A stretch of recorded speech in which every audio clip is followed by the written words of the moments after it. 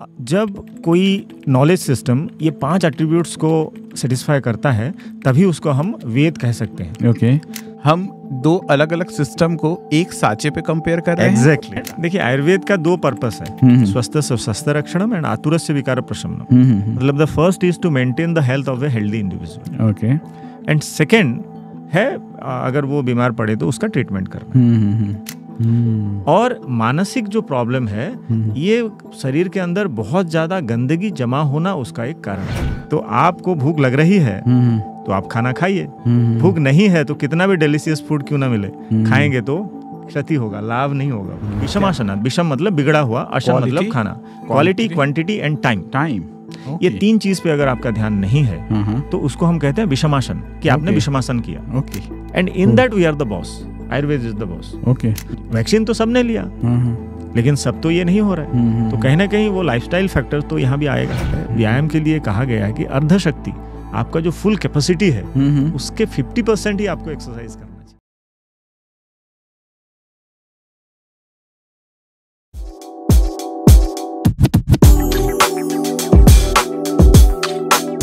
3-4 दिन ही है जिसमें रात को जागने की बात की गई है, शिवरात्रि या फिर और 1-2 दिन। बाकी दिन तो रात को सोना है, बिल्कुल सोना है। और इतना सो लीजिए, 9 बजे सो जाइए, जब अपने आप नींद खुले आप उठ जाइए। हम तो ये भी नहीं कहते कि जल्दी उठिए या लेट उठिए। जब बॉडी को कंप्लीट अपना मिल जाएगा अपने आप आपकी नींद खुल जाएगी। You should feel alert after getting up. ऐसा नहीं लगना चाहिए कि मुझे और सोना चाहिए। और तीसरा जो मोडालिटी है वो है सत्वावजय। ये जो मेंटल पार्ट है, तो हम सब एक एक सत्व लेके आए हैं। That is our natural state of mind. हमारी क्षमता, मानसिक क्षमता पहले से ही निर्धारित है। हम विभिन्न तरीके से उसको बढ़ा सकते हैं, लेकिन मानसिक क्षमता को बढ़ाए बिना जब हम अधिक प्रयास करते हैं अचीव करने की, वो भी एक मेंटल प्रॉब्लम का एक सबसे बड़ा कारण है। तो सत्वावजय में हम क्या करते हैं, वो बेसिकली जिस मेंटल स्टेट का है उसी में फिर से उसको प्रस्तापित करने की प्रयास करते हैं। दैट इज कॉल्ड सत्वावजय। और in each and every case हमारे लिए कोई भी डिसीज सिर्फ सोमैटिक नहीं है। एक आयुर्वेदिक फिजिशियन के लिए कोई डिसीज सिर्फ फिजिकल हो ही नहीं सकता without the involvement of the mind. Every disease is psychosomatic. मतलब इसीलिए मानस रोग हमारे अलग है नहीं। अभी एक नया डिपार्टमेंट बनाए हैं हमने, क्योंकि लोगों को समझाने के लिए कि yes we have the treatments, लेकिन मानस रोग करके अलग हमारे पास कोई डिपार्टमेंट है ही नहीं, मतलब एंशिएंट आयुर्वेदिक लिटरेचर्स में, क्योंकि there is no disease which is not mental. Even the infectious one? Of course yes, of course yes. Actually infections के लिए हमारा स्ट्रेटजी तो बड़ा सिंपल है। कृमि की बात कही गई है हमारे आयुर्वेद में, तो कृमि हर औषधियां भी है, लेकिन हम ये फिर से वही कहते हैं जो कोविड में मैंने एग्जांपल दिया। होस्ट अगर स्ट्रांग इनफ नहीं है तो ही बाहर की चीजें आएंगी। तो हम होस्ट के एनवायरनमेंट को ही ऐसे कर देते हैं जिससे जो बैड बैक्टीरिया हैं या बैड माइक्रो ऑर्गेनिज्म से वो पनप ही ना पाए। जैसे मैंने वो एग्जाम्पल में आपको बताया था अप्थस अल्सर्स के एग्जाम्पल में, कि हम एनवायरनमेंट को ही ऐसा कर देते हैं, उसको अधिष्ठान बोलते हैं आयुर्वेद में, कि वहाँ कोई गंदगी रह ना सके या कोई माइक्रो ऑर्गेनिज्म आए तो उसको एक एनवायरनमेंट ही ना मिले तो वहाँ भग जाएगा या वहाँ ग्रोथ नहीं कर पाएगा। तो वो एनवायरनमेंट को हम फिनिश कर देते हैं और प्रयास करते हैं कि वो एनवायरनमेंट ही ऐसा हो जाए कि कोई माइक्रो ऑर्गेनिजम्स वहाँ ग्रो ना कर पाए।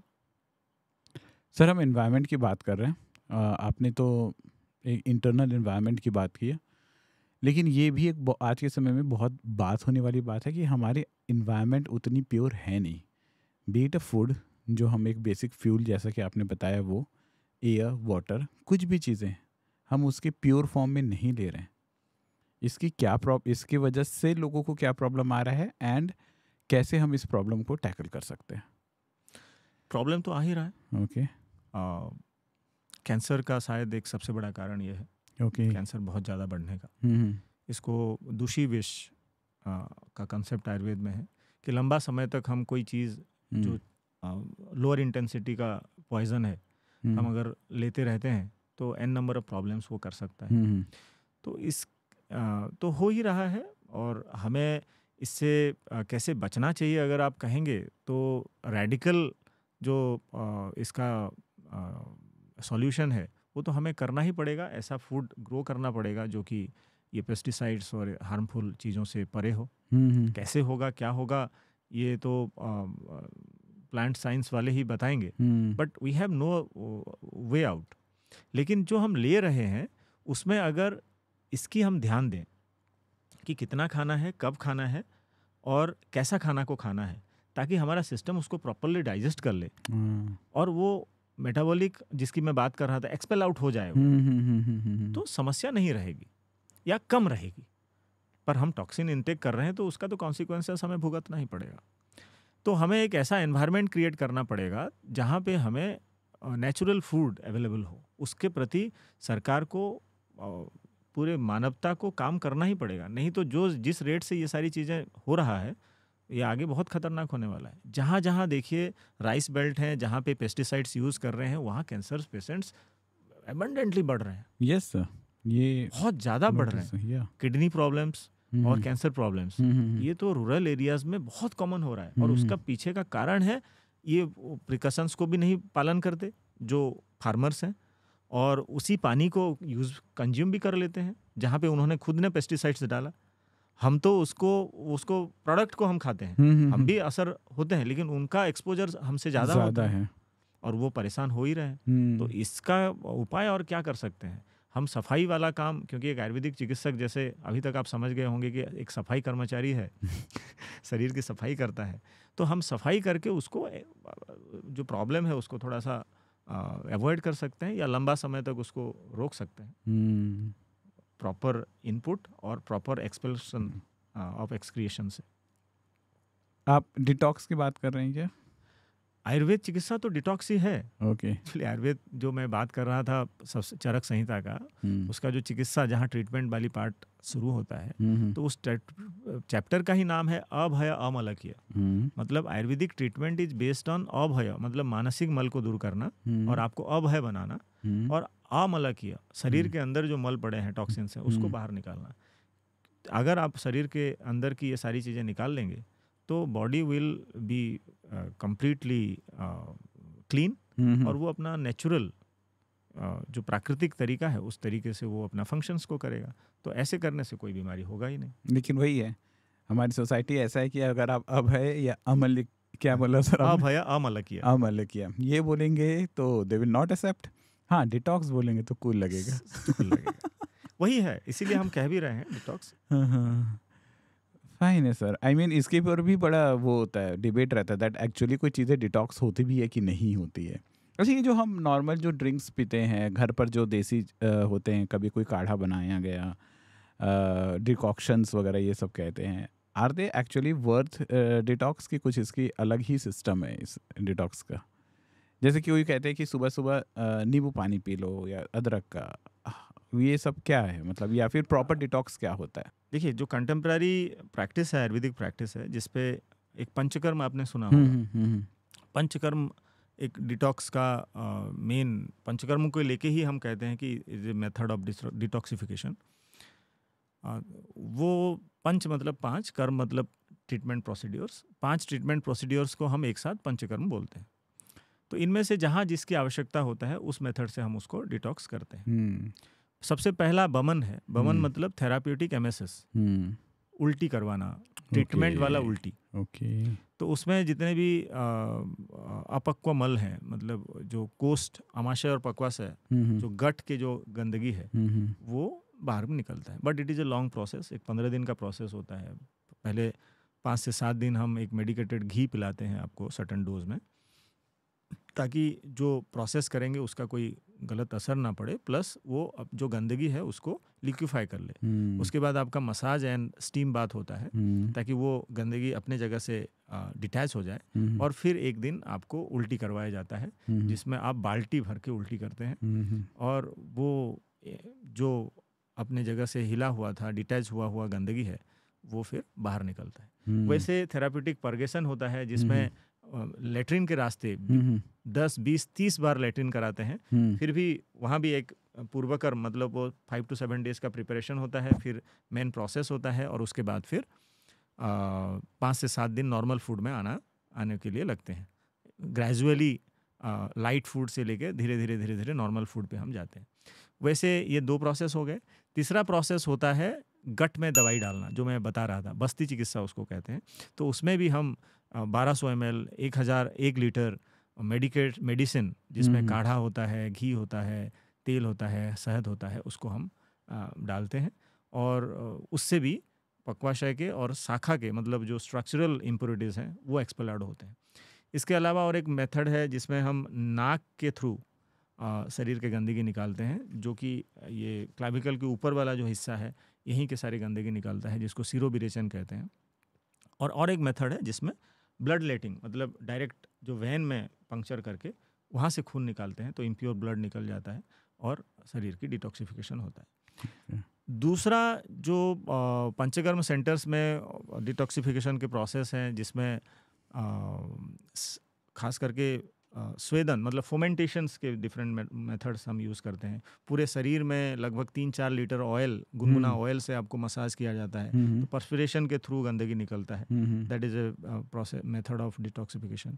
फिर पाउडर मसाज किया जाता है। नॉर्मल मसाज भी आयुर्वेदिक तरीके से जब हम करते हैं तो भी इम्प्योरिटीज़ शरीर से बाहर निकलते हैं। तो ये सारे मोडालिटीज़ हैं, एज पर द रिक्वायरमेंट हम इसको फॉलो करते हैं। और इवन उपवास, मतलब प्रॉपर डाइट एंड उपवास के माध्यम से भी हम डिटॉक्सिफिकेशन कर सकते हैं। तो जैसे जहाँ आवश्यकता होता है, और विद मेडिसिन्स ऑल्सो, ये जो मैंने पंचकर्म बताया ना, बिना प्रोसेस को फॉलो किए विद मेडिसिन्स भी हम ये सारी चीज़ें कर सकते हैं। ओके। तो इस तरीके से अकॉर्डिंग टू द रिक्वायरमेंट कि कितना गंदगी अंदर पड़ा है, कौन सा मोडालिटीज़ हमें अडॉप्ट करना है, उसको यूज़ करके हम डिटॉक्सिफिकेशन करते हैं। और डिटॉक्सिफिकेशन ही आयुर्वेदिक ट्रीटमेंट है। 3 स्टेज में हम आयुर्वेदिक ट्रीटमेंट को फॉलो करते हैं। सबसे पहला स्टेज होता है निदान परिवर्जन। निदान मतलब कॉजेटिव फैक्टर्स, कॉजेटिव फैक्टर्स को हटाना। तो एक्सटर्नल जो कॉजेटिव फैक्टर्स हो उसको हटाने के लिए एक प्रॉपर डाइट में हम पेशेंट्स को रखते हैं, जिसको पथ्य बोलते हैं। और फिर इंटरनल इम्प्योरिटीज़ को एक्सपेल आउट करने के लिए कुछ मेडिसिन देते हैं। इससे हमारे ओपीडी में आए हुए लगभग 70 to 80% आजकल जो आयुर्वेदिक ओपीडीज में आते हैं लोग, पेशेंट ठीक हो जाते हैं। ओके।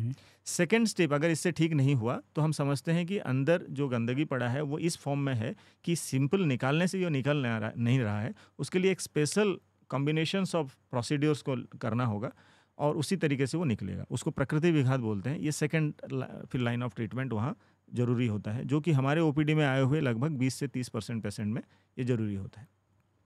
और ये दोनों प्रोसेस जब खत्म हो जाता है, उसके बाद फिर स्ट्रेंथनिंग के लिए, क्योंकि गंदगी इतना देर पड़ा था शरीर के अंदर, तो उसने टिश्यू में कुछ शिथिलता लाया होगा, तो उसको फिर या फिर न्यू सेल रीजनरेशन के लिए फिर प्रकृति स्थापन करते हैं, जिसमें रसायन, बाजीकरण और समन औषधि ऐसे हम प्रयोग करते हैं। तो this is a long story है, जिसको मैंने 3 स्टेप में मैंने आपको बताया। तो एज पर द रिक्वायरमेंट सफाई, और सफाई के बाद स्ट्रेंथनिंग, ऐसे हम आयुर्वेदिक ट्रीटमेंट को करते हैं। सर कुछ ना, अब हम डिजीज़ स्पेसिफिक बातें करते हैं। सबसे पहले आते हैं इंडिया, जिसकी कैपिटल है विच इज़ डायबिटीज़, एंड इस पर बहुत अलग अलग डिबेट चलती है।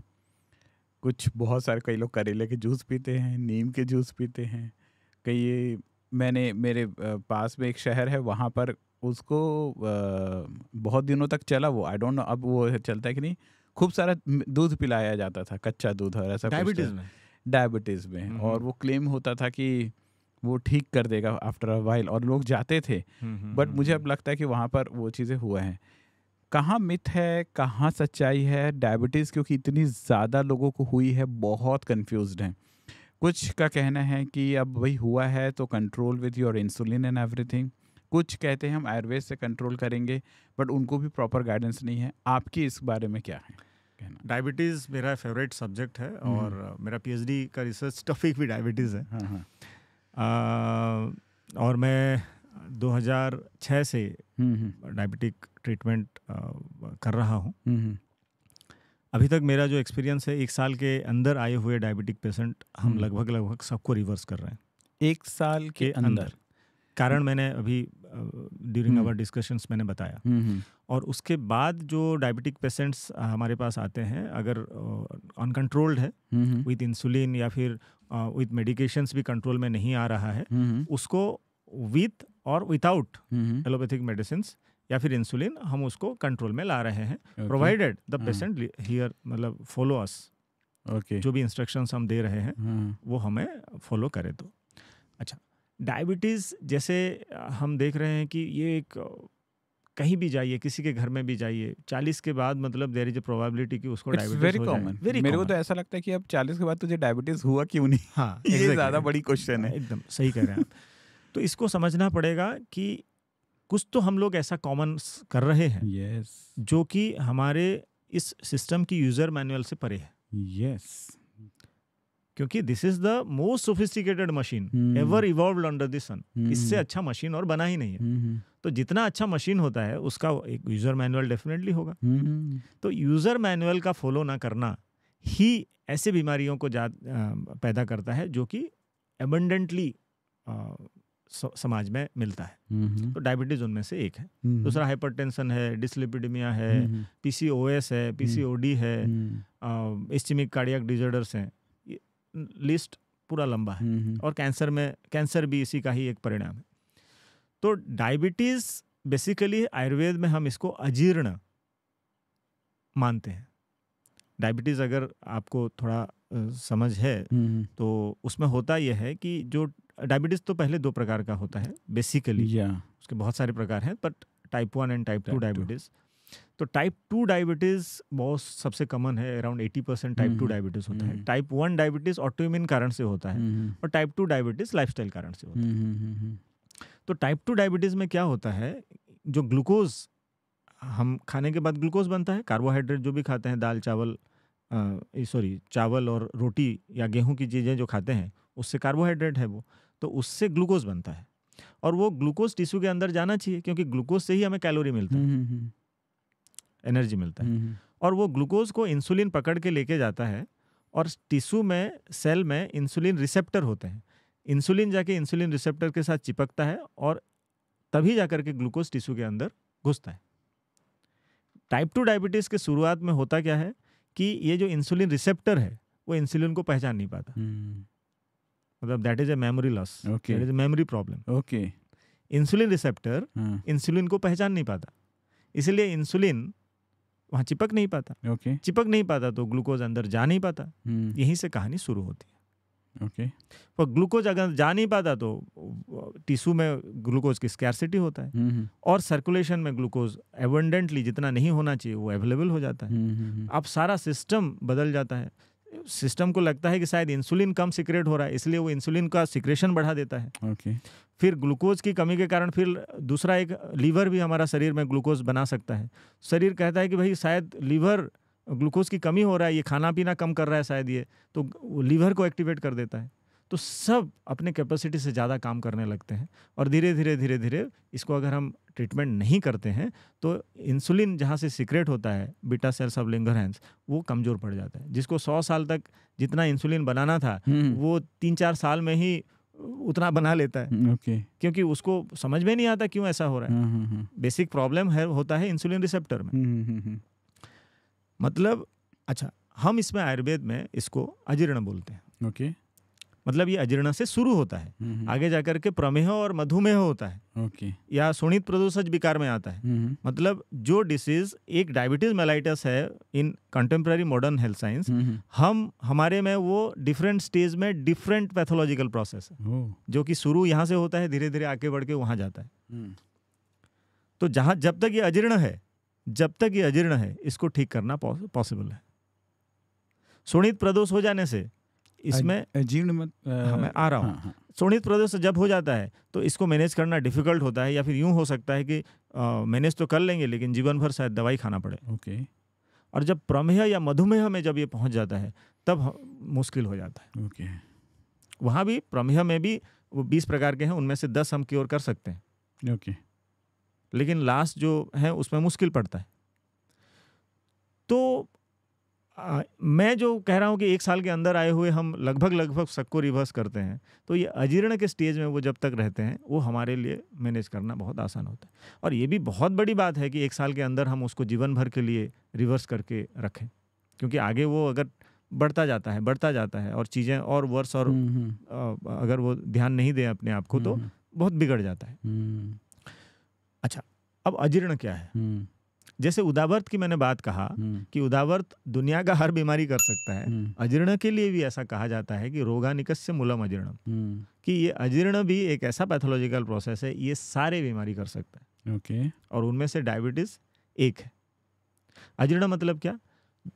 जीर्ण मतलब कंप्लीट ट्रांसफॉर्मेशन, एक स्टेज से दूसरे स्टेज। तो हम जो खाना खाते हैं वो अगर कंप्लीट ट्रांसफॉर्म नहीं हुआ, जो बनना चाहिए था नहीं बना और बीच का एक ऐसा चीज बन गया लेकिन शरीर ने उसको एब्जॉर्ब कर लिया, तो वो अजीर्ण है। जीर्ण होने से ही वो सही जगह पे पहुंचता है। ओके। तो यहाँ ग्लूकोज नहीं पहुंच पा रहा है टिश्यू के अंदर, ये अजीर्ण है। और ये जठराग्नि, हमारे शरीर में 13 प्रकार के अग्नि हैं, एक अग्नि है उसके 13 भेद हैं, तो उनमें से जो जठराग्नि है वो कमजोर या उसके ऊपर आवरण आ जाने के कारण वो आहार को प्रॉपरली पाक नहीं कर पाता और उसका जीर्ण नहीं हो पाता। वो जीर्ण नहीं हो पाने के कारण बहुत सारे डिसीजेस होते हैं, उनमें से एक डायबिटीज भी है।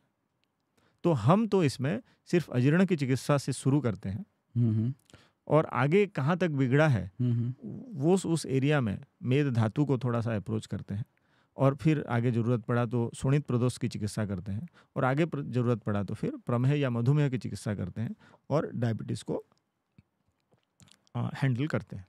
तो इनिशियल स्टेज में अगर हमारे पास कोई आता है तो all kinds of type 2 diabetes को हम बहुत आसानी से हैंडल कर सकते हैं आयुर्वेद के माध्यम से। लेकिन यहाँ आपको जो गलतियाँ आप कर रहे हो, जो मैं शुरुआती 3 चीज़ें मैंने बताया, इस पे तो काम करना ही पड़ेगा।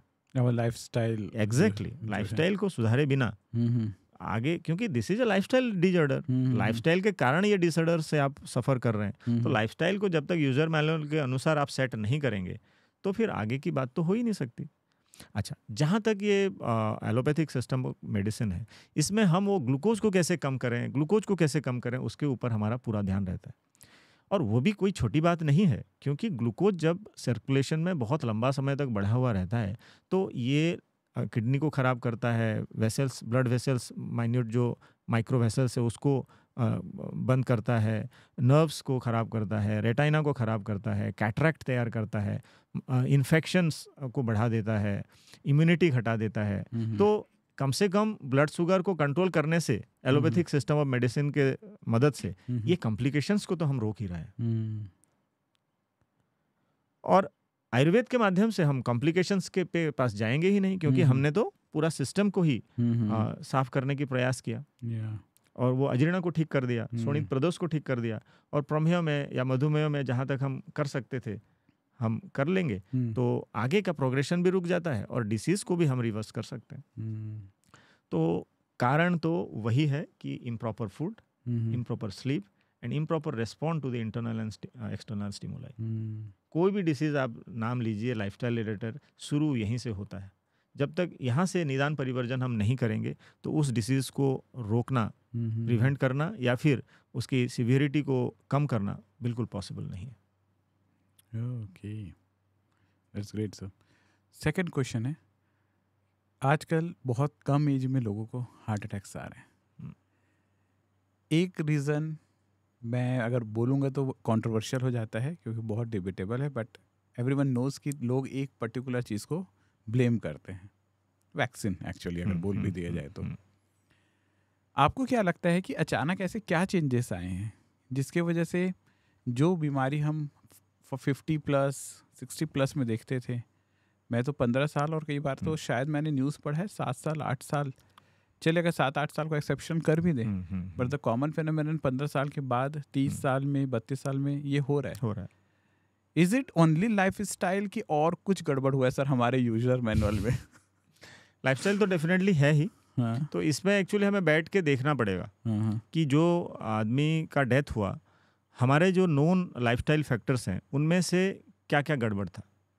एंड सर ये पिछले 5 साल में बढ़ा 5 साल में बढ़ा है। तो वैक्सीन के लिए कह रहे हैं, वो फिर एक मैटर ऑफ एविडेंस है। अगर उसका एविडेंस है, क्योंकि मैं तो कंटेम्प्रेरी हेल्थ साइंस का एक छात्र हूँ, तो वैक्सीन्स के बारे में मुझे कुछ कहना I don't think it will be appropriate, क्योंकि I don't understand actually the phenomenon completely. पर हम देख रहे हैं डेफिनेटली आफ्टर कोरोना ये चीज़ें बढ़ रहा है, तो वो एक फैक्टर हो सकता है, बट आफ्टर रिसर्च ही उस पर कुछ कहा जाए तो सही होगा। लेकिन लाइफस्टाइल, यहाँ भी ये चीज़ तो है कि वैक्सीन तो सबने लिया, लेकिन सब तो ये नहीं हो रहा है, तो कहीं ना कहीं वो लाइफस्टाइल फैक्टर तो यहाँ भी आएगा, कि वो जो कोमॉर्बिड फैक्टर्स बोलते हैं, या फिर लाइफस्टाइल के जो यूज़र मैनुअल की बात हम कर रहे हैं, इस पे एक काम हो सकता है कि उन लोगों में जिनका डेथ हुआ, वो उनका फूड, स्लीप एंड ये जो response to the internal and external stimuli कैसा था। एक बहुत बड़ा फैक्टर है जो हमने रिसेंट ईयर्स में कुछ सेलिब्रिटीज़ का डेथ हुआ, इसके पीछे होने का कारण अति साहस है। ओके, व्हाट इज अति साहस? Stretching beyond the limit of your physical and mental capacity. Oh yes, that is possibility. मतलब आप एक्सरसाइज रात को 2 बजे कर रहे, आप कह रहे हो कि उस समय तो सोने का था। हाँ। हर आदमी का एक कैपेसिटी होता है, मेंटल एंड फिजिकल कैपेसिटी होता है। कैपेसिटी को एनहांस करने के बाद उसमें काम करना चाहिए। Without increasing the capacity, if excessive physical और मेंटल स्ट्रेस हम लेते हैं तो सिस्टम क्रैश डाउन हो सकता है। इसको अति साहस बोलते हैं। आयुर्वेद में ये क्लियरली बताया गया। व्यायाम की जहाँ तक बात है, व्यायाम के लिए कहा गया है कि अर्धशक्ति, आपका जो फुल कैपेसिटी है उसके 50% ही आपको एक्सरसाइज करना चाहिए। वो exercise will be for health. But मैं एक्सरसाइज को थोड़ा अलग तरीके से देखता था। हाँ, अभी तक मुझे ऐसा लगता है कि हम बॉडी को जितना ट्रेन करेंगे, हाँ पहले ट्रेन करिए, लेकिन आप कब कर रहे हो? जैसे किसी को 50 साल हो गया और अभी वो जिम करने के लिए निकले हैं, जीवन में कभी नहीं कर रहे थे, और पहले दिन से ही एक्सटेंसिव एक्सरसाइज शुरू कर दी। There is a process. मैं तो कह रहा हूँ आपका अर्धशक्ति जो डे 1 में जो आपका अर्धशक्ति होगा, डेफिनेटली 100 डे में आपका अर्धशक्ति उससे ज्यादा होगा। लेकिन हमेशा अर्धशक्ति तक ही करना है। कैपेसिटी को बढ़ाइए, उसके बाद आप करिए, उसमें कोई दिक्कत नहीं है। लेकिन आपके बिना कैपेसिटी के बाहर, देखिए ये तो शारीरिक प्रॉब्लम होता है, और मानसिक प्रॉब्लम का एक कारण है अपने मानसिक कैपेसिटी से अधिक काम करना। कैसे? जैसे एक एग्जाम्पल हमारे गुरुजी देते हैं हमेशा। एक्चुअली मैं गुरु परंपरा में अभी भी जुड़ा हूँ। I am still a student. हितन वाजा हमारे गुरु हैं। तो ये एग्जाम्पल देते हैं कि मान लीजिए मैं रास्ते में जा रहा हूँ, बहुत सारे कार्स हैं, मेरे पास एक छोटा सा मारुति का कार है, और मैं एक ऑडी का कार देखता हूँ, और मुझे लगता है कि ये कार मेरे पास होना चाहिए। अगर मेरा मेंटल कैपेसिटी उतना होता तो वो मेरे पास अभी होता। Now I need to put extra effort, right? तो वो एक्स्ट्रा एफर्ट के लिए मैं अगर प्रॉपर मेथोडोलॉजी से जाऊं तो हो सकता है मैं अचीव कर सकता हूँ। लेकिन मैंने कोई मेथोडोलॉजी फॉलो नहीं किया, और अपनी कैपेसिटी से बाहर जाकर के मैंने इसको एक जिद बना लिया कि नहीं, मुझे तो with in a period of 1-2 years या 3 ईयर्स मुझे एक ऑडी चाहिए। तो उसके लिए पैसा कहाँ से लूंगा? मैं समाज से लूंगा।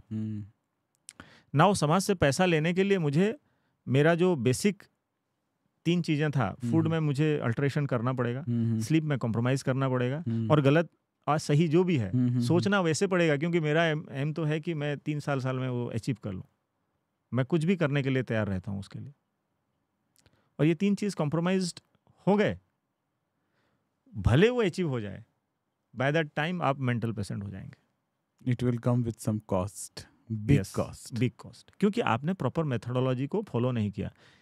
आपने अपनी मानसिक क्षमता से अधिक प्राप्त करने की प्रयास किया, और उसको गलत तरीके से यूटिलाइज भी किया। एक प्रकार से जो नेचर है उसके अगेंस्ट जाकर के आपने काम किया, और समाज आपको बहुत वाहवाही देगी, लेकिन आप जानते हो आपने क्या कॉस्ट पे किया है। हाँ, आप एंजॉय नहीं कर पाओगे। Society will see the outer thing, outer achievement, हाँ, और उसका कॉस्ट मैं क्या पे कर रहा हूँ। हाँ, वो हम नहीं जानते। फिर आपका डिस्टर्ब स्लीप है, आप गोली खा रहे हैं नींद के लिए, श्योर, और आपको हाइपरटेंशन हो गया है और Sure. उसके लिए आप गोली खा रहे हैं, आपको और कुछ डिसीज़ हो गया है जिसके लिए आप मेडिसिन ले रहे हैं, स्टेंट 2-3 उसके अंदर एंजियोग्राफी हुआ और एंजियोप्लास्टी भी हो चुका है, पर ऑडी आ गई। दैट मीन्स बाहर से जो चीजें दिख रही है हमको लगता है कि यार इस बंदे को कैसे ऐसे हो सकता था, उसका अंदर की सिस्टम पूरी हिली हुई है। Exactly, and that's the reason वो ऐसा वहां पर प्रॉब्लम दिखता है और हम बाहर से जज करने लग जाते हैं। Yes, very true. नया पर्सपेक्टिव है सर, बहुत। ये 6000 पुराना पर्सपेक्टिव है। Yes, actually I should clear it. Yes, ये हमारा पर्सपेक्टिव है जी। एंड आजकल की वर्ल्ड है सर, नंबर्स पे चलती है। कितने लाइक्स आ रहे हैं, कितने सब्सक्राइबर हैं, कितने फॉलोअर्स हैं, कितना आपका नेटवर्थ है, एंड लोग इसके पीछे हैं। एग्जैक्टली। और यही है लाइफ सहज होना चाहिए, जो शब्द हमारे गुरुजी यूज करते हैं और जो हमें समझ में आया कि सहजता से जो चीजें हो पा रही है, that is what actually you deserve. Sir ambition रखना फिर वो कैसे? हाँ, एम्बिशन रखना है, बिना एम्बिशन कैसे चलेगा? विदाउट एम्बिशन कुछ भी नहीं हो सकता। एम्बिशन तो रखना ही है और उसको अचीव करने के लिए प्लान भी बनाना है और उस पे लग जाना है, बट दैट शुड बी सहज। जो प्रोसेस है वो सहज होना चाहिए। आपको आपका कैपेसिटी को एसेस करना ही पड़ेगा और आप क्या कर सकते हो उस हिसाब से ही आपको प्लान आउट करना पड़ेगा और प्लान में अनवरत लगे रहना पड़ेगा। Very true sir. Coming to next one sir, alcohol, drug, smoke, ये हमारे बॉडी को कैसे इम्पैक्ट कर रहा है? कई लोग कहते हैं कि वंस अ वीक आप ले सकते हो, फिर कई लोग ड्रिंक टाइप बोलते हैं, यार बियर चलेगा वो मत लेना, ये नहीं चलेगा वो। स्मोक में भी लोग आजकल वो वैप और ये सारी चीज़ें को शुरू कर दिए। How does it impact our body? वो कैसा करता है? जिस चीज़ से हमें लाभ ना हो, फिर से वही ऐषणा पे मैं जाऊंगा, वो गलत है। If it is benefiting you in any way, whatever it may be, it may be alcohol, it may be smoke, it may be drugs, if it is benefiting you in any way, particularly जो 3 बातें मैंने कहा, in your health, in your wealth, और आपको भी फायदा नहीं हो रहा है तो दुनिया में किसी और को अगर फायदा कर रहा है आपको नुकसान किए बिना, ये बेसिक प्रिंसिपल है। हाँ, ये बेसिक प्रिंसिपल है। नहीं तो कुछ लोग बड़ा इंस्पिरेशन ले लेंगे, भाई मेरे पीने से तो उनको फायदा हो रहा है बट मुझे नुकसान हो रहा है। अच्छा, जहाँ तक अल्कोहल की बात है, आयुर्वेद में 12 ग्रुप्स ऑफ फूड हैं, उनमें अल्कोहल इज वन। ओके। कुछ मेडिसिन भी हमारा अल्कोहलिक होता है, लेकिन एक चैप्टर्स पूरा डेडिकेटेड है फॉर अल्कोहल। ओके। अल्कोहल के लेने के मेथड्स, क्या फायदा होते हैं, क्या नुकसान होते हैं और उससे बीमारियां क्या क्या हो सकते हैं। ओके। तो उसके बहुत तारीफ किया गया है। Provided you take it as a food, provided you take it as a food, या provided we take it at a food. No, as a food. मतलब ना दुखी होकर के उसको लेना चाहिए, ना खुशी में उसको लेना चाहिए। Okay, true true. अगेन, लेने से पहले आपको अपनी पात्रता तय करना होगा कि whether I am eligible for taking alcohol और नॉट। ओके। उसका भी एकदम डिटेल डिस्क्रिप्शन है। तो उसको अगर आप पढ़ते हो तो पता चलता है कि जो लोग आजकल नहीं पीते, they are not all eligible. अच्छा।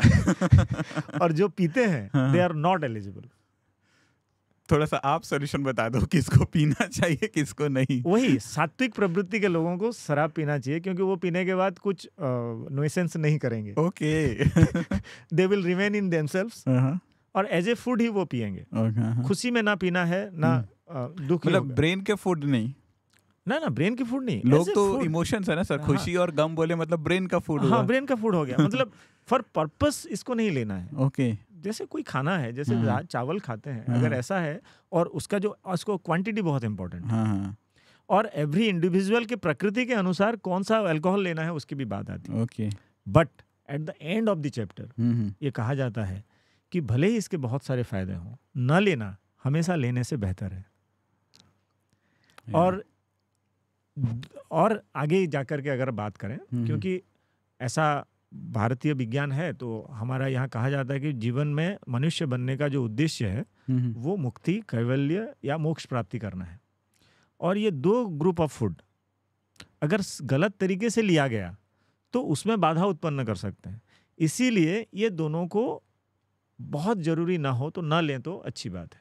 One is alcohol and another group is of food is non-vegetarian food. But if it is required and you have no option left, then definitely you can take it. Okay.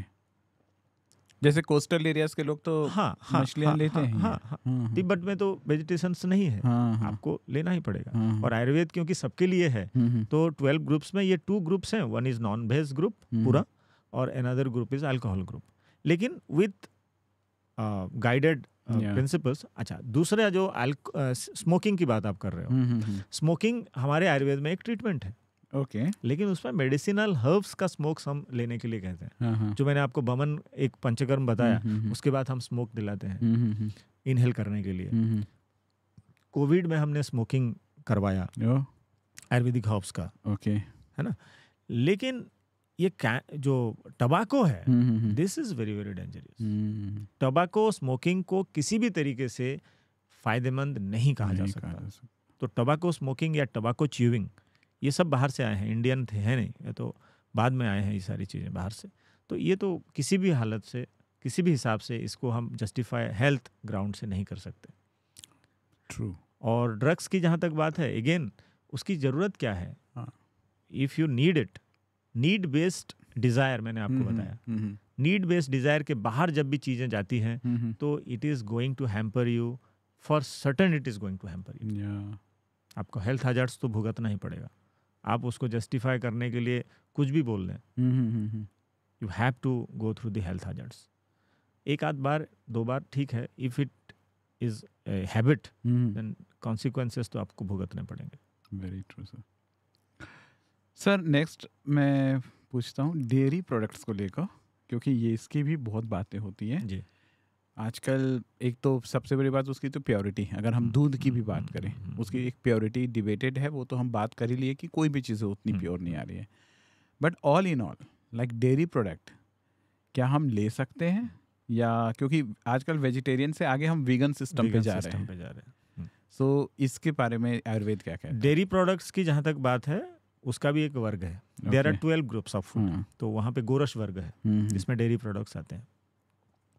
Dairy products में खास करके गाय का जो दूध है उसको best माना गया है। जीवनियानाम श्रेष्ठम, मतलब ये जो जीवन कर्म है, जीवने के लिए it is considered one of the best, provided we get it pure. लेकिन अगर आप किसी डिसीज से सफ़र कर रहे हैं और आपकी digestive and metabolic capacity compromised है तो diary product should be avoided. इसीलिए मेरे प्रैक्टिस में मेरे पास कोई भी पेशेंट आते हैं उनको 2 ग्रुप ऑफ फूड में कम्प्लीटली रेस्ट्रिक्ट कर देता हूँ जब तक उनके सिम्टम्स में फ़ायदा चेंजेस ना आ जाए। One is dairy products, all kinds of dairy products. Okay, फिर बाद में लाइक कर्ड और घी, कुछ सब बंद कर देते हैं, सब घी सब ओके, सब हम बंद कर देते हैं, क्योंकि उसके पीछे का कारण यह है कि डेयरी प्रोडक्ट्स को डाइजेशन करने में शरीर को ज़्यादा एनर्जी यूज़ करना पड़ता है। ओके, और क्योंकि आपकी मेटाबॉलिज्म और डाइजेशन कॉम्प्रोमाइज्ड है, इसीलिए तो आप बीमार हैं और मेरे पास आए हैं। तो इसीलिए ऐसा कोई भी चीज़ हम नहीं खिलाते जो कि डाइजेस्टिव सिस्टम को थोड़ा सा भी स्ट्रेस दे, तो उनमें डायरी प्रोडक्ट्स आता है। तो पहली चीज़ तो है कि वो प्योर होना चाहिए। उसमें क्या कर सकते हैं, वो अगर अनप्योर है तो बिल्कुल लेना भी नहीं चाहिए। लेकिन अगर प्योर है तो भी डिसीज स्टेट में सोच समझ के वैद्य या फिजिशियन के परामर्श के साथ लेना है। और एक बार आपका डाइजेस्टिव सिस्टम सही है, अजीर्ण नहीं है बिल्कुल आपको, तो प्रेस्क्राइब्ड मेथोडोलॉजी के थ्रू मिल्क लेना चाहिए। मिल्क लेने का जो मैं यूजुअली एडवाइस करता हूँ कि इवनिंग का टाइम अच्छा होता है। ओके, और मिल्क को उतने पानी में मिला के, जितना मिल्क आप ले रहे हैं उतना पानी उसमें मिला दीजिए। और उसमें कुछ एडिटिव्स डाल सकते हैं, जैसे हल्दी है, इलायची है, सौंठ है। बारिश के सीजन में सौंठ डालिए, गर्मी में इलायची डालिए और सर्दी में हल्दी डालिए और उसको बॉयल करिए और पूरा पानी को उड़ा दीजिए। तो जो रेमनेंट रहा उसको आप लीजिए, it will not harm you. ये तो मिल्क की बात हो गई। कर्ड की जहाँ तक बात है, कर्ड आयुर्वेद में वो बताया गया है कि इसको बड़े सोच समझ के लेना चाहिए। इफ़ अगेन ये क्या करता है, जो चैनल्स हैं वो हमें चिपचिपापन लाता है। और जो ऑटोइम्यून डिसऑर्डर्स के पेशेंट्स हैं या डायबिटीज़ के पेशेंट्स हैं, या फिर कोई भी बीमारी के पेशेंट्स हैं, हम कॉर्ड तो अवॉइड ही करते हैं। Once your digestive system is working very well, तब ही हम कॉर्ड एडवाइस करते हैं। और कॉर्ड भी सारे सीजन्स में नहीं लेना चाहिए। आप तो आश्चर्य करेंगे कि आयुर्वेद के अनुसार गर्मी में कॉर्ड नहीं लेना चाहिए, और हम तो बड़े मजे से खाते हैं स्वाद के लिए। और कॉर्ड के बदले जो छाछ होता है, butter milk, that is good, that cleans the system, है ना। तो आपका एक तो डायरी प्रोडक्ट, आपका डाइजेशन ठीक नहीं है तो लेना ही नहीं है, पर सही है तो दही के मुकाबले छाछ इज बेटर। घी की जहाँ तक बात है, अगर गाय घी का आप जानते हैं कि ये गाय का ही घी है, तो गाय का घी में भी अजीर्ण अगर आपके पास नहीं है तो it is very very helpful. ये आपके मेंटल हेल्थ को भी हेल्प करता है। प्रॉपर घी अगर आप रेगुलरली लेते हैं, आपका डाइजेशन, मेटाबॉलिज्म और मेंटल हेल्थ को भी ये टेक केयर करता है, प्रोवाइडेड आपके अजीर्ण नहीं है, उसको इंश्योर कर लेना चाहिए। और जहाँ इम्प्योर है या फिर जो कुछ और चीज़ से बना रहे हैं, कुछ मैनिपुलेशन कर रहे हैं, कुछ और मिला रहे हैं, वो तो हानिकारक है ही। What about eggs sir? क्योंकि एग्स को माना जाता है कोलेस्ट्रॉल इंक्रीज करता है। ये आयुर्वेद में आप आश्चर्य होंगे, इसमें इतने सारे एनिमल्स के मीट के बारे में बताया गया है जो आजकल कोई खाता भी नहीं है, लेकिन उस ग्रुप में एग इज नॉट डिस्क्राइब्ड। तो बीइंग ए आयुर्वेदिक फिजिशियन, मैं एग को एज ए फूड नहीं मानता। Okay, rather in treatment part it is described. It is described in treatment, but as a food it is not. तो मैं egg का consumption भी बहुत सारे लाइफस्टाइल रिलेटेड डिजॉर्डर्स, खास करके हार्मोनल डिजॉर्डर्स इन फीमेल में एक बड़ा कारण मानता हूँ, और इसका मैं एडवाइस नहीं करता। But as a medicine in certain conditions it is advised. Okay, fasting, उपवास आजकल बड़ी ट्रेंड में है। कुछ लोग इंटरमिटेंट फास्ट करते हैं, कुछ लोग 24 आवर्स 72 आवर्स फास्ट करते हैं और फिर सोशल मीडिया में डालते हैं that I did this fast और ये है मेरा result. What is the correct way to do fast? आप आश्चर्य करेंगे कि in no Indian literature there is mention of taking food more than twice. आपका जवाब शायद मिल गया। It is intermittent fasting. 24 घंटे में अगर 2 बार आप खा रहे हैं, आप आश्चर्य करेंगे कोई इंडियन लिटरेचर में 2 बार से ज्यादा खाने का बात कहा ही नहीं गया है।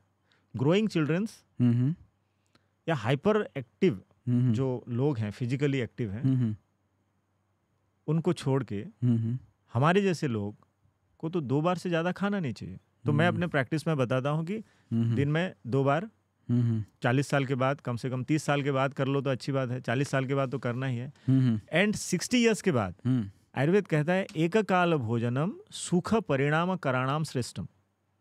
आफ्टर 60 तो 24 आवर्स में 1 मील आपको लेना चाहिए। अब इसमें थोड़ा क्लैरिफाई कर दूं कि फिर भूख लगे तो क्या करें। मतलब जो प्रॉपर मील है वो एक लेना है, बाकी समय भूख लगे तो आप कुछ स्नैक्स ले सकते हैं, फ्रूट्स ले सकते हैं, स्नैक्स ले सकते हैं, या सेमी लिक्विड डाइट कुछ ले सकते हैं। बट जो प्रिंसिपल मील है वो एक बार ही होना चाहिए आफ्टर 60। अच्छा, उपवास की जहाँ तक बात है, ये शुरुआती एक्चुअली आयुर्वेद में 2 प्रकार के ग्रुप बनाए हैं डिसीजेस को। एक संतर्पणीय व्याधि, मतलब एक्सेसिव न्यूट्रिशन के कारण, और अपतर्पणीय व्याधि जिसमें माल न्यूट्रिशन के कारण या डिक्रीज न्यूट्रिशन के कारण। तो ये जो डायबिटीज है, हाइपरटेंशन है, ये सारे संतर्पणीय व्याधि हैं। इस्चेमिक कार्डियक डिसऑर्डर्स है, डिसलिपिडेमिया है। तो ये सब में हम शुरू करते हैं उपवास से। पूरा कंप्लीट उपवास भी ना हो तो बहुत कम खाना खिलाते हैं, इजीली डाइजेस्टेबल और अमाउंट में बहुत कम। तो उपवास तो आयुर्वेदिक ट्रीटमेंट का एक इंटीग्रल पार्ट है। और इंटरमिटेंट फास्टिंग का तो मैंने बता दिया कि हम तो 2 बार से ज़्यादा की बात करते ही नहीं। क्योंकि और शाम का खाना कब खाना है? सूरज ढलने से पहले या फिर सूरज ढलने के 45 मिनट्स के अंदर। और फिर नेक्स्ट डे मॉर्निंग में आप फर्स्ट मील लेंगे। तो इंटरमीडिएट लेना चाहिए फर्स्ट मील यूजुअली 9-10 बजे। ओके। हाँ, और 3 मील्स पे अगर आप जाते हैं तो एक ब्रेकफास्ट ले लिए, और 11 से लेके 2 बजे के बीच जब सन अपने पीक में होते हैं उस समय आपका प्रिंसिपल मील ले सकते हैं। और फिर एक लाइट डाइट आप बिफोर सनसेट ले लीजिए। तो इंटरमिटेंट फास्टिंग तो इंडियन सिस्टम का एक हमेशा ही अंग रहा है। अभी हम उसको बोल रहे हैं। हाँ सर, वीट को भी आजकल बड़ा चलता है उस पर कि ग्लूटेन है, उसे भी नहीं लेना चाहिए। रोटी या वीट प्रोडक्ट्स को कई लोग, मेरे कुछ ऐसे भी फ्रेंड हैं जिन्होंने बोला कि भाई अगर ज़रूरत पड़ता है तो I take rice, but wheat तो मैंने हटा दिया है। आयुर्वेद क्या कह रहा है? बिल्कुल आप सही कह रहे हैं। Rice is the best grain according to Ayurveda. त्रिदोष सामक है ये। ओके। व्हीट की जहाँ तक बात है, बिफोर 70s इंडिया में व्हीट का कंजप्शन बहुत कम था। मैं तो राजस्थान में भी रहा हूँ, गुजरात में भी रहा हूँ, तो मैं पूछता रहता हूँ। तो बताते हैं कि हमारे घर में तो जब गेस्ट आता था तब गेहूं की रोटी खिलाते थे, अदरवाइज उसको रखा रहता था। जब फिमाइन आया इंडिया में और उसके बाद कनाडा से हाइब्रिड गेहूं का बीज आया और ग्रीन रिवोल्यूशन हुआ, उसके बाद एबंडेंट गेहूं का प्रोडक्शन हुआ और फिर हम गेहूं खाना शुरू किए और वो स्वादिष्ट है तो वो हिट हो गया और इजी टू प्रिपेयर है रोटी। इवन आप आश्चर्य करेंगे, रोटी भी इंडियन फूड नहीं है। 15वीं सदी के मेरे आयुर्वेद की किताब अगर देखूं तो फॉर द फर्स्ट टाइम 15वीं सदी के भाप्रकाश संहिता में रोटी का पहला वर्णन है। ओके। इंडिजिनियस है, मतलब इंडियन में है ही नहीं इंडियन डाइट का, अगर पुराने समय में देखें तो। और रोटी के लिए कहा जाता है, जो श्लोक आता है उसमें कि दीप्ताग्निनाम प्रपूजिता, मतलब if your digestive power is very strong, दीप्ताग्निनाम, तभी जाकर के आपके लिए रोटी प्रपूजिता मतलब पूजनीय है, आपको लेना चाहिए। अदरवाइज ये तो कफ को बढ़ाता है। डायबिटीज को हम प्रमेह के साथ जोड़ते हैं और प्रमेह सारे कफ के कारण होता है और रोटी कफ को बढ़ाता है। तो डायबिटीज में तो रोटी बिल्कुल नहीं लेना चाहिए और मैं देता भी नहीं हूँ। कंजम्पशन बहुत बढ़ गया है और सुश्रुत संहिता में इसको तो कुधान्य वर्ग में डाला है। कुधान्य, ये तो समझ ही रहे होंगे। कु मतलब बैड, एविल। हाँ, खराब, थोड़ा सा इतना अच्छा धान्य नहीं है। तो अगर आप फिजिकली हाइपर एक्टिव है, आपकी डाइजेस्टिव पावर बहुत स्ट्रांग है, तो ही आपको गेहूं या रोटी का सेवन करना चाहिए। अभी उसको वो ग्लूटेन इंटॉलरेंस और ये सारी चीजें वो अजीर्ण ही है। I mean, जो था वो अब नए रूप में नए शब्दों के साथ आ रहा है। That's true। हाँ, और शायद हमें पता नहीं रहता, ये पता नहीं था क्योंकि हमने उसको पढ़ा नहीं। पढ़ने के बाद हमको समझने का तरीका भी हमको पता नहीं था। और हो सकता है 10 साल पहले अगर मेरा पॉडकास्ट आप किए होते तो मुझे भी ये सब पता नहीं था। मैं 31 साल से आयुर्वेद पढ़ रहा हूँ। Very true. बट राइस की भी कोई लिमिट होगी? ऑफ कोर्स यस, है ना। 25% लेस। 25% शुरू में बता दिया। नहीं तो ऐसा भी हो जाएगा कि अरे सर ने उसमें ये बताया है कि न अति सोहित्यात, जो लघु आहार है, जो इजीली डाइजेस्टेबल है, उसमें संस्कृत में शब्द आता है न अति सोहित्यात, मतलब पूरा पेट भर के गले तक नहीं खाना है, उसको 25% लेस लेना है। और जो गुरु आहार है उसको अर्ध सोहित्यात, मतलब हाफ ऑफ योर हंगर। रोटी अगर खा रहे हैं तो कितना खाना है, मान लीजिए कोई ऑप्शन नहीं है, आपको रोटी ही खाना है। आपको पिस्तान्न खाना है। पिस्तान्न तो आजकल एबंडेंटली हर जगह ले रहे हैं। पिस्तान्न मतलब ग्रेन को पाउडर या पेस्ट करने के बाद बनाया हुआ जो भी खाना है। All kind of bakery products, roti, puri, paratha, papad, south Indian dishes जो भी हम खाते हैं, पिज़्ज़ा वगैरह, ये सब पिस्तान्न है। ये पिस्तान्न को हाफ ऑफ योर हंगर तक ही लेना चाहिए, अर्ध सोहित्यात। इसको हम क्योंकि गले तक खा रहे हैं फिर हम बीमार पड़ रहे हैं। And which oil is best? Oil की जहाँ तक बात है, natural oils are the best. Natural oils मतलब जिसको कोल्ड कंप्रेस करने के बाद उसका स्मेल और टेस्ट पैलेटेबल हो।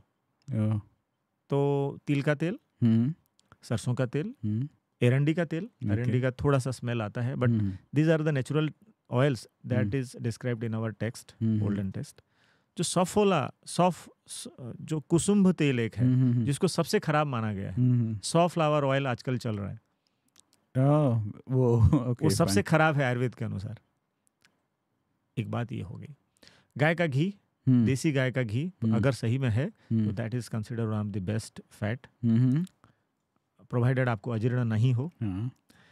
बाकी जो रिफाइंड ऑयल है, रिफाइंड ऑयल शायद आप जानते होंगे, मैं पहले बता दूं, फिर भी बता दूं कि रिफाइंड क्यों कहते हैं, क्योंकि उसका स्मेल और टेस्ट पैलेटेबल नहीं होता है, तो वो स्मेल और टेस्ट को हटाने के लिए उसमें केमिकल प्रोसेसिंग के थ्रू उसको रिफाइंड किया जाता है। उसको कोई प्यूरिफिकेशन के लिए रिफाइंड नहीं किया जाता। उसका स्मेल और टेस्ट पैलेटेबल नहीं है, उसको न्यूट्रलाइज करने के लिए हम उसको केमिकल प्रोसेस के थ्रू रिफाइंड करते हैं। तो एक तो वो पैलेटेबल नहीं है, दूसरा वो केमिकल प्रोसेस के थ्रू जाता है। अब आप लोग डिसाइड करिए कि उसको लेना चाहिए कि नहीं लेना चाहिए। कोकोनट ऑयल को कई लोग काफी अच्छा कहते हैं। हाँ, वो भी नेचुरल ऑयल है, इस ग्रुप में ही आएगा जो मैंने कहा। और साउथ इंडिया, केरल में तो उसको कंज्यूम भी करते हैं। So that's fine. And rice bran oil, फिर से मैं यही कहूँगा कि राइस ब्रान ऑयल भी रिफाइंड ऑयल है, तो मेरे हिसाब से उसी कैटेगरी में आता है। क्योंकि बेस्ट इज मींस तिल का तेल जो है, तिल, सरसों, देसी गाय का घी, और फ्लैक्सीड ऑयल भी ले सकते हैं। मतलब जो ऑयल कोल्ड प्रेस के बाद उसका स्मेल और टेस्ट बियरेबल है, और हमारे यहाँ है ऑलिव ऑयल बहुत लोग ले रहे हैं, उसमें गोत्र का कंसेप्ट हम लोग लाते हैं। आयुर्वेद ये मानता है कि हमारा बॉडी का मेमोरी बहुत स्ट्रांग है, और जिसको इसको आदत है जेनेटिकली, उसको बहुत आसानी से ये पचाता है। तो हम अगर भारत में हैं तो यहाँ के लोग जो खा के आ रहे हैं हजारों सालों से, वही हमारा शरीर बहुत आसानी से पचा लेगा। तो जो बाहर से जो चीज़ें बाद में आई हैं, या फिर हम कभी कभी फैंसी या एलिटनेस दिखाने के लिए बाहर की चीज़ें खाते हैं, तो वो सिस्टम को स्ट्रेस देता है। तो indigenous, locally available, cold compressed and जिसका स्मेल और टेस्ट पैलेटेबल हो, वो सारे तेल हमें लेना चाहिए। ओके।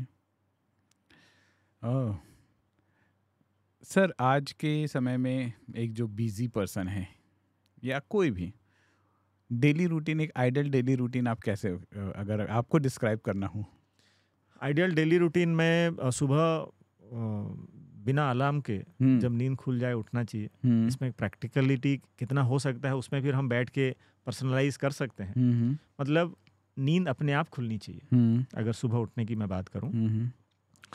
फिर उसके बाद डे टू डे जो हम गलतियां करते हैं उसके, अगर आप स्वस्थ हैं तो मैं एडवाइस करता हूं सारे मेरे पेशेंट्स को कि सुबह 4 चम्मच अदरक का रस, उसमें अगर हल्दी कच्चा मिल जाए तो 2 चम्मच हल्दी का रस डालें, थोड़ा सा शहद डालें और उसको पी लें।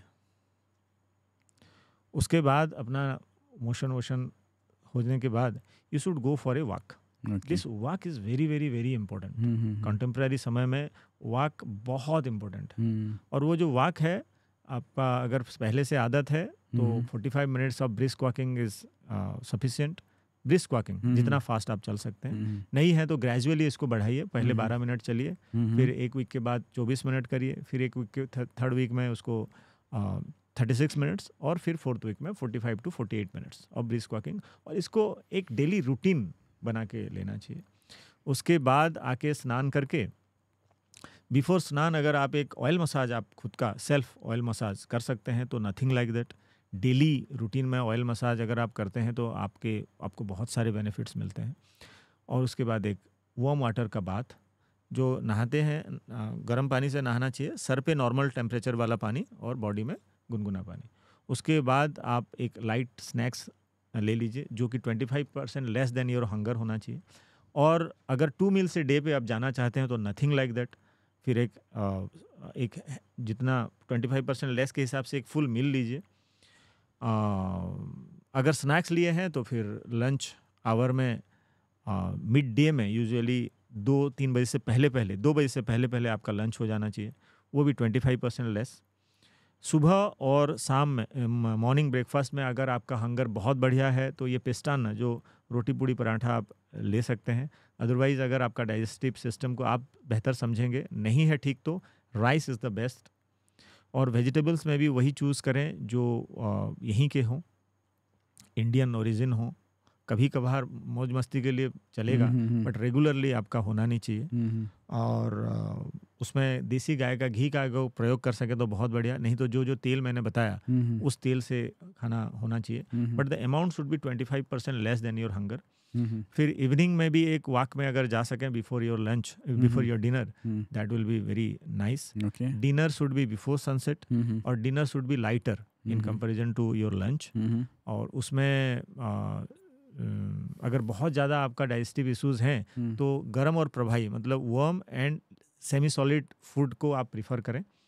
और सनसेट से पहले या फिर सनसेट के बाद 45 मिनट्स के अंदर आपका लंच हो जाना चाहिए, डिनर हो जाना चाहिए।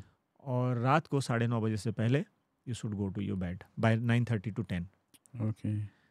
और इसके बाद आप माइंडफुलनेस के लिए कुछ मेडिटेशन अगर आपको टाइम होता है तो कर सकते हैं। वॉकिंग के से भी बेहतर है if you are involve in some kind of active sports.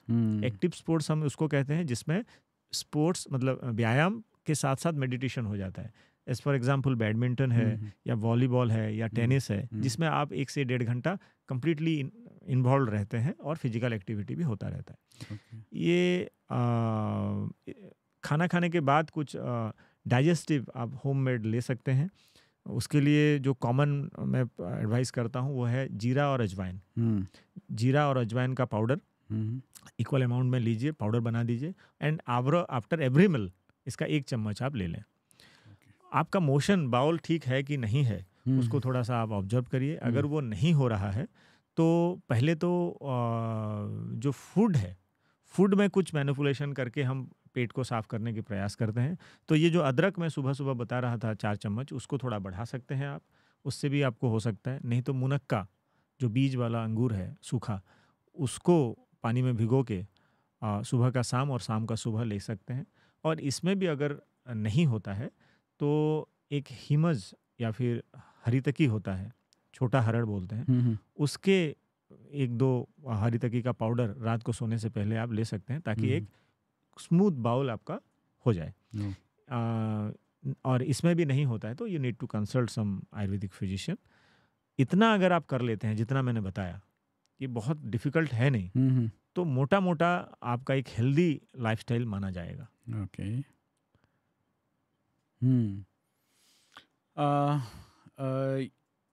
जो आजकल आयुर्वेद भी एक तो डिबेट जो हमने किया एलोपैथ वर्सेस आयुर्वेद, बट आजकल आयुर्वेद का भी एक ट्रेंड है, उसकी भी अपनी एक फॉलोइंग है और बहुत सारी चीज़ें ऑर्गेनिक के नाम से बिकती हैं। ऑर्गेनिक कर दो या 100% हर्बल लिख दो। वो कितनी ऑर्गेनिक होती, कितनी 100% हर्बल होती है वो जो इतनी चीज़ें मिल रही हैं। उसको तो अथॉरिटीज़ को जांच करना पड़ेगा, लेकिन ऑर्गेनिक और है तो वो डेफिनेटली बहुत अच्छा है। ओके। और ये ऑर्गेनिक फूड के तरफ हमें सबको जाना ही पड़ेगा। इसको मास अवेयरनेस क्रिएट करना पड़ेगा, अदरवाइज आगे बहुत मुश्किल होने वाली है। अब वो सही है कि नहीं है उसको तो अथॉरिटी को ही जांच करना पड़ेगा, but organic food is the need of the time. Okay, that means we should really look towards that. Sure. हाँ। एंड एक जो चीज़ें हमेशा हम ये भी कहते हैं कि pharmaceutical companies always lobby against Ayurveda. उनको लगता है कि अगर आयुर्वेद चल पड़ा उनकी दुकान बंद हो जाएगी। Exactly. What is your take on this? Yes, ये तो हो ही रहा है। और आयुर्वेद नहीं था तो भी हम सुनते हैं, देखिए मेरे पास कोई प्रूफ नहीं है, हम जो पढ़े हैं, जो लोग कहते हैं, हम सुनते हैं कि they manipulate actually even they manipulate the text books. एक सुनने को मिलता है कि भाई अगर हाइपरटेंशन का रेंज को जो स्टैंडर्ड है उसको थोड़ा सा मैनिपुलेट कर दें तो हाइपरटेंसिव ड्रग्स की सेल बहुत बढ़ जाएगा। डायबिटीज़ का जो स्टैंडर्ड है, जो डायग्नोसिस है, उसमें भी थोड़ा मैनिपुलेट कर दें, थोड़ा नीचे रेंज को अगर हम डायबिटिक बोल दें तो बहुत सारे ड्रग मतलब उसका सेल्स बढ़ जाता है, ऐसा हम सुनते हैं। और ऐसा होता ही होगा। एक डॉक्टर BM हेगड़े हैं जिनको मैं कभी फॉलो करता हूँ, वो तो ओपनली ये सारी बातें करते हैं। तो आयुर्वेद नहीं है, वहाँ भी उनका इन्फ्लुएंस है, देखिए business man will be always business man, they will see कि उनका बिजनेस ग्रो करे। वहाँ जो एथिक्स को देखते हैं वो लोग नहीं करते, जो एनीवे पैसा कमाना चाहते हैं वो करते हैं। और ये खाली फार्मास्यूटिकल्स इंडस्ट्री में नहीं है, एवरी बिजनेस में ये है कि अपने प्रॉफिट को बढ़ाने के लिए जिसको दबाया जा सकता है, जिसके आने से खुद को खतरा है, उस पर तो काम करते ही हैं लोग। तो आयुर्वेद के साथ भी हो रहा है वैसा।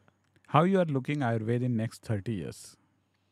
अगर हम अवेयरनेस, क्योंकि ह्यूमन कॉन्शियसनेस को हम अंडर एस्टिमेट नहीं कर सकते लंबा समय तक।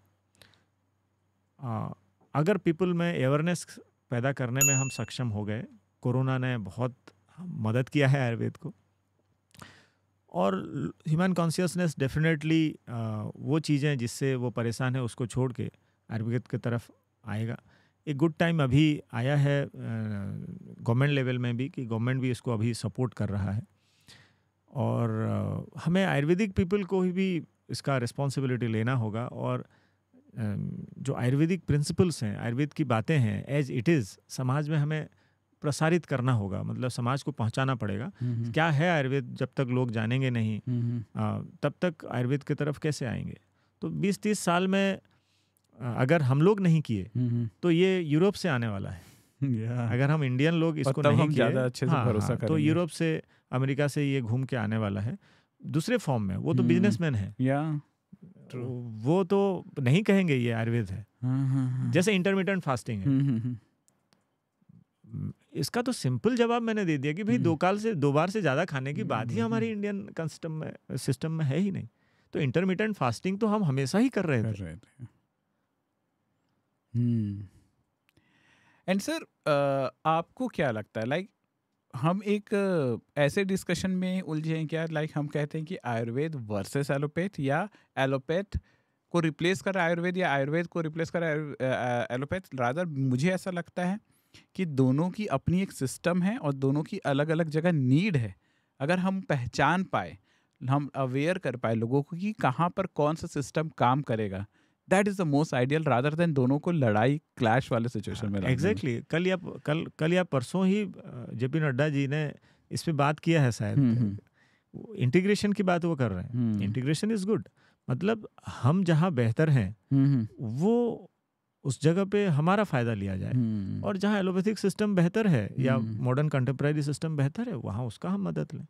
बात लड़ाई की नहीं है, बात समझ की है, एक दूसरे के प्रति रेसिप्रोकेशन का है। यस, हाँ, रेसिप्रोकेट होने से ही समाज को फायदा होने वाला है। बट आई थिंक अगर आयुर्वेद चल गया तो बहुत सारी जो एलोपैथ की बिजनेस होती हैं उस पर इम्पैक्ट होती है, इसलिए उसको बहुत जोरदार तरीके से विरोध होता है। सोसाइटी को फायदा होना चाहिए एज ए होल, पूरा सोसाइटी जो मेन स्टेक होल्डर है उसको अगर फायदा हो रहा है तो ये सबको नज़रअंदाज करना पड़ेगा। और ये एक छोटी सी बात है, देखिए मैं जो आयुर्वेद का एक ही किताब का एग्जांपल दे रहा था, it was last edited in 200 common era, मतलब आज से लगभग 1800 साल पहले। किसी चीज की आवश्यकता ना हो तो हम उसको 18 साल तक संभाल के रखेंगे? कहीं तो वो संभल के रहा होगा, तभी हमें अभी मिला।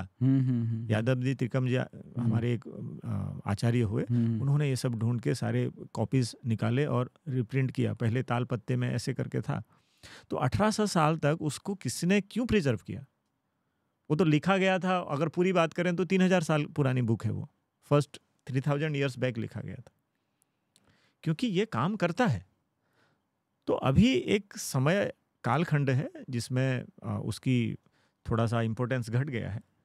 इतना दिन अगर वो रहा है तो आगे वो बेनिफिशियल होगा, तो आगे बढ़ेगा ही बढ़ेगा, और उसका बेनिफिट्स हम देख रहे हैं। पहले तो खाली मॉडर्न के तरीके से उसको समझने की जब तक प्रयास कर रहे थे तब तक चीज़ें इतनी क्लियर नहीं हो रही थी। अब हम इंडियन सिस्टम के माध्यम से जब उसको समझने की प्रयास कर रहे हैं तो चीज़ें बहुत क्लियर हो रही है। बहुत प्रिमिटिव स्टेज में हैं हम। मैं तो कहूँ कि मेरा पूरा जीवन जो इतना बचा है उसको भी लगा दूं तो उसका एक छोटा सा ही पार्ट मैं समझ पाऊंगा। बहुत काम करना है, बहुत मेहनत करना है, उसको और फाइन ट्यूनिंग करना है, बहुत समझदारी बढ़ाना है, और उसकी एप्लीकेशन समाज में करना है, तभी जा कर के उसका पूरा फ़ायदा समाज को मिलेगा। और जैसे ही फ़ायदा मिलना समाज को शुरू हो जाएगा तो फिर चीज़ें बदल जाएंगी, क्योंकि लोग जो चाहेंगे, मैनिपुलेशन बहुत लंबा समय तक नहीं चल सकता। एक समय के बाद सच्चाई तो बाहर आ ही जाती है और जो फ़ायदेमंद है उसके तरफ रुझान बढ़ ही जाता है। और इसका मतलब ये नहीं कि एलोपैथिक हट जाएगा या मॉडर्न मेडिसिन हट जाएगा, नहीं, बिल्कुल नहीं। विज्ञान है और विज्ञान से समाज का भला होना चाहिए। और जो जो डेवलपमेंट एलोपैथिक या कंटेम्प्रेरी हेल्थ साइंस में हो रहा है वो भी काबिल तारीफ है, बहुत मेहनत कर रहे हैं और उससे फ़ायदा भी हो रहा है। That's true, sir. हमारे साथ एक प्लस पॉइंट है, मैं हमेशा कहता हूँ कि एक मोबाइल है, तो उस मोबाइल कंपनी के मैन्युफैक्चरर के पास अगर वो रिपेयर के लिए जाएगा तो वो आसानी से ठीक कर देगा। तो हम मानते हैं कि हम मैन्युफैक्चरर कंपनी के एजेंट्स हैं, मतलब उसके इंजीनियर्स हैं। लेकिन एक आदमी एक कंपनी का मोबाइल खरीद के ये कैसा काम करता है वो सीख के उसको समझने की प्रयास कर रहा है, वो कंटेम्प्रेरी हेल्थ साइंस। इसीलिए टिक्स एंड बीट्स में वो लोग समझ रहे हैं, एकदम डिटेलिंग में जा रहे हैं और उनकी बहुत मेहनत कर रहे हैं, तभी जाकर के छोटी छोटी चीज़ें निकल के आ रही है। और हमारे पास ऐसा है कि सबको समझ के कॉन्साइज करके हमको परोसा गया है और उसका फ़ायदा हमें मिल रहा है। और इसको हम बोलेंगे कि नहीं, ये जब तक एविडेंस बेस्ड प्रूफ नहीं हो जाएगा हम नहीं करेंगे, तो लॉस में ऑब्वियसली हम ही रहेंगे। और वो दिन भी आएगा, उस पर भी काम चल रहा है।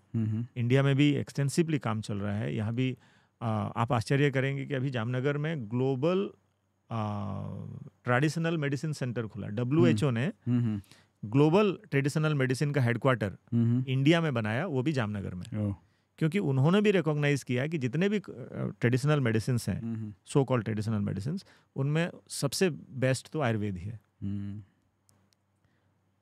तो इसका रिकॉग्निशन भी होगा। अब नेशनल और इंटरनेशनल लेवल पे भी इस पे काम होगा, इसका चीज़ें आगे बढ़ेंगी। It is under process and आने वाले 20-30 साल में डेफिनेटली आयुर्वेद ऐसा नहीं होगा जैसा आज है। Wow, hope for the things that आप जो कह रहे हैं वो सही हो, हमारे देश के लिए अच्छा रहेगा, हम हमारे हेल्थ के लिए अच्छा होगा, हम सब के लिए अच्छा होगा। Doctor Manas sir, in that note sir, thanks for coming over here. और बहुत अच्छा लगा आपसे बात करके, बहुत सारे कंसेप्ट्स क्लियर हुए, नए नए पर्सपेक्टिव मिले हैं। होपफुली आपको भी जो आपने इतना समय यहाँ पर बिताए हमको दिया, आपको वर्थ लगा होगा कि जो आप लाइक थ्रू योर वर्ड्स जो सोसाइटी को आप अवेयर करना चाह रहे थे, वो आपको शायद वो चांसेस या मेरे क्वेश्चंस के थ्रू आपको वो एक प्लेटफॉर्म मिल पाया होगा। बिल्कुल बिल्कुल सागर जी, जब हम आपसे बात हुई और आप जो क्वेश्चंस मुझे आज पूछे, डेफिनेटली यही सारे क्वेश्चंस ही समाज में हैं।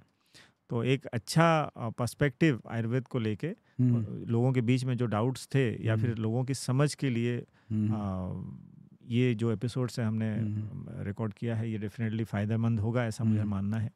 और आपने मुझे ये मौका दिया, इसलिए आपको बहुत बहुत धन्यवाद। आपके आने के लिए भी बहुत बहुत धन्यवाद सर, आपने अपने बिजी स्केड्यूल से समय निकाला है। Thank you very much. So dear friends, this is what our podcast was. मुझे उम्मीद है कि आप सबको पसंद ही आया होगा, ना पसंद आने का तो सवाल ही नहीं उठता है। लेकिन हाँ, साथ ही साथ अगर आप इस पॉडकास्ट के यहाँ तक हैं तो प्लीज़ लाइक बटन को रखिएगा, प्रेस करिए और लोगों तक शेयर करिए अपने फ्रेंड्स को, क्योंकि ये बहुत यूज़फुल टॉपिक है। यहाँ हमने एलोपैथ और आयुर्वेद की लड़ाई की बात नहीं की है, यहाँ उसके मिसअंडरस्टैंडिंग्स पर बात की है, कोर के इश्यूज़ को एड्रेस किया है। एंड अगर आपको डॉक्टर मानस सर से आपको कनेक्ट करना है, so I will share his social media handle. वैसे ज़्यादा यूज़ करते नहीं, सर ने मुझे बताया, बट जो भी प्लेटफॉर्म है आई विल शेयर इट। और आपको क्या सीखने मिला कमेंट में ज़रूर बताइएगा, क्या नया चीज़ पता चला कमेंट में बताइएगा, और क्या चीज़ों पर और अगर हमारे साथ फिर से आएंगे डॉक्टर मानस सर तो बात करना चाहेंगे, वो भी कमेंट पर बताइए। कमेंट पे ज़रूर बताइएगा कि कैसा रहा। कमेंट पे ये भी बताइएगा कि प्लीज़ जो क्वेश्चंस मेरे द्वारा पुटअप किए जा रहे हैं उसमें और क्या इम्प्रूवमेंट हो सकता है, बिकॉज सो फार वो वाली कॉमेंट्स वैसे आई नहीं हैं। And at the end, if you haven't subscribed the channel so far, so it's a time to subscribe, and it's time to grow, and it's time to create a new kind of a world. Thanks for watching this podcast. See you in the next podcast. Till then, take care and bye-bye.